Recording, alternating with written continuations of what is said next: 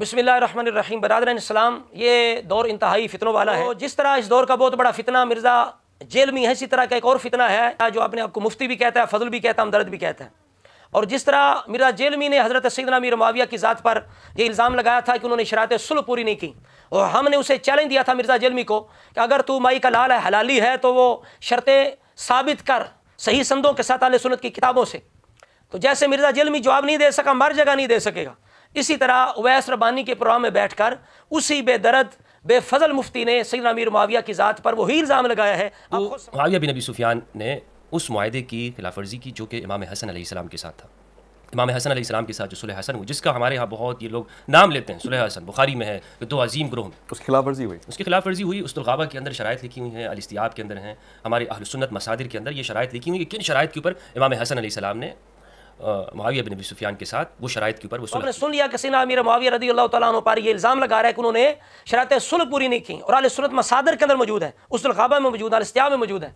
तो हम बबांगे दुहुल इससे चैलेंज करते हैं, अगर तू सच्चा है, तेरे अंदर सदाकत है, अकी तेरे अंदर फजल और दर्द मौजूद है, तो उन शर्तों को अहले सुन्नत की किताबों से साबित करो कौन सी शर्तें थी, और फिर ये साबित करो तो मुआविया ने पूरी नहीं की, हम मुंह मांगा इनाम देंगे। अगर ना साबित कर सको तो कहो मुझ पे अल्लाह की लानत हो, मैं इस दौर का बहुत बड़ा दज्जाल हूँ, मक्कार हूँ, मैं सुन्नी बन के अहले सुन्नत के ईमानों से खेल रहा हूँ, और रोजी रोटी के लिए साहबी रसूल के दामन पर मैंने इल्ज़ाम लगाया है। तो आखिर में मैं अहले सुन्नत भाइयों की खिदमत में गुजारिश करूँगा कि आप ऐसे लोगों को पहचान के रखें। अब ज़रूरी नहीं कि हर बंदे का रद्द किया जाए या हर बात का रद्द किया जाए।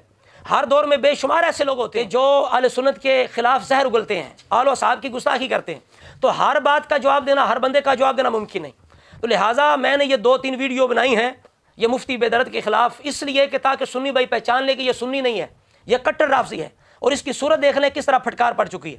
तो लिहाजा आइंदा के लिए बिल्कुल इस बंदे की कोई गुफ्तगू सुनने की जरूरत नहीं, जब सामने आए तो आप कह दें लानतुल्लाहि अलल काज़िबीन, लानतुल्लाहि अलल काज़िबीन, बस। तो हर बंदे को सुनने की जरूरत नहीं, ना हर बात सुनने की जरूरत है, ना हर बात का जवाब देने की जरूरत है। लिहाजा मैं मुफ्ती बेफजल बेदर्द को कहूँगा कि तेरे जैसे कई आए, चंद दिन की ज़िंदगी के लिए अपनी आखिरत बर्बाद करके सहाबा की ज़ात पर ज़ुबानें लटका के चले गए, और जैसे किसी ने कहा था कि कई भौंकते मर गए तेरे दुश्मन, बता यहाँ दाल किसकी गली है।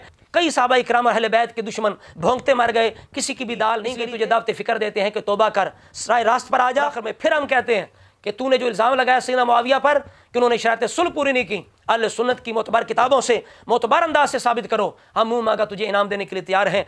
अल्लाह रब्बुल इज़्ज़त हम सब के ईमानों की हिफाजत फरमाए, हज़ूर की आल साहब का हमेशा ग़ुलाम रखे, उनकी मोहब्बत में जीना मरना नसीब फरमाए।